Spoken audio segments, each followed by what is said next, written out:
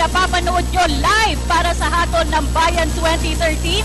Patuloy ang pagbabantay ng BIR sa pagbabayad ng buwis ng mga establishmento sa Maynila. Busog ang araw ko. Samantala, sa pagpapatuloy ng usapang pangkapayapaan sa pagitan ng pamahalaan at National Democratic Front, Samantala, isinalang na sa budget deliberation ngayong araw ang 9.5 billion pesos. Misfortune hit two vehicles along Cannon Road today. Two persons are killed. All I need is here. Ang inyong pinagkakatiwalaan.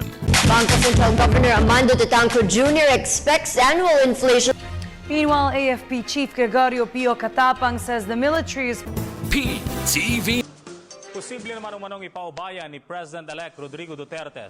Good news naman para sa mga mahilig tumakbo. Sa December po gaganapin ang 24-hour run sa Intramuros. muling inabisuhan ng Manila Water ang kanilang mga customer sa Metro Manila at ilang bahagi ng Rizal Province. Alam niyo bang nasa bansa ngayon ang trade delegations ng Australia at Canada? Sa pagsisimula ng lokal na kampanya para sa midterm elections. Sa naging desisyon ng Korte Suprema. Samantala, pinaplansya na ngayon ng China na gawing major resort ang ilang artipisyal na isa sa bahagi ng pinag-aagawang teritoryo.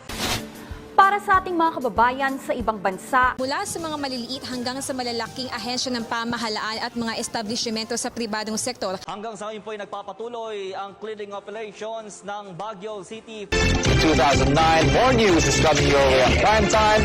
No spin, no bias. This is News on Cue.